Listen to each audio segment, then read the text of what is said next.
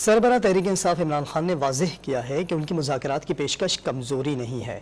سیاسی جماعت کے لیے عوامی حمایت کھو دینا کمزوری ہوتی ہے۔ برطانوی نشریاتی ادارے کو انٹرویو میں انہوں نے دعویٰ کیا کہ بحران کا سامنا تحریک انصاف کو نہیں پاکستان کو ہے۔ انہوں نے موجودہ حکومت کو بھی مارشل لا حکومت قرار دیا، تاہم انہوں نے عزم ظاہر کیا کہ موجودہ سال انتخابات کا سال ہے اور تحریک انصاف ہر صورت اپنی انتخابی مہم چلائے گی۔ انہوں نے پارٹی کے خالی عہدوں پر نوجوان قیادت لانے کی یقین دہانی بھی کرائی۔ بی بی سی کو انٹرویو میں ایک بار پھر اپنی گرفتاری پر رد عمل آنے کی پیشگوئی بھی کر دی۔ سربراہ تحریک انصاف عمران خان نے موجودہ سال کو ہی ہر صورت انتخابات کا سال قرار دے دیا۔ عزم ظاہر کیا کہ تحریک انصاف ہر صورت اپنی انتخابی مہم چلائے گی۔ برطانوی نشریاتی ادارے کو انٹرویو میں سابق وزیر اعظم عمران خان نے واضح کیا کہ بحران کا سامنا تحریک انصاف کو نہیں ملک کو ہے۔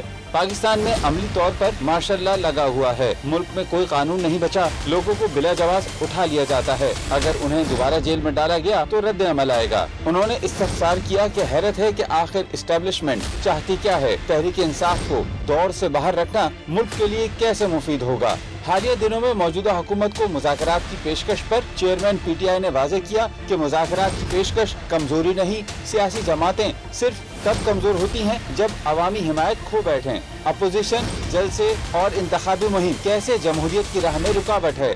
اپوزیشن ہی باقی نہ رہے تو جمہوریت ہی ختم ہو جاتی ہے۔ عمران خان نے تنظیمی ڈھانچے سے متعلق اپنی حکمت عملی بھی بتا دی۔ انہوں نے پی ٹی آئی چھوڑ کر جانے والوں کے عہدوں پر نئی اور نوجوان قیادت سامنے لانے کی یقین دہانی کرائی، تاہم خدشہ ظاہر کیا کہ نئے عہدیداروں کو بھی جیل میں ڈال دیا جائے گا۔ عمران خان نے اپنی جماعت کے خلاف حکومتی کریک ڈاؤن اور موجودہ سیاسی حالات کے تناظر میں دیکھو اور انتظار کرو کی پالیسی پر عمل پیرا ہونے کا بھی بتا دیا۔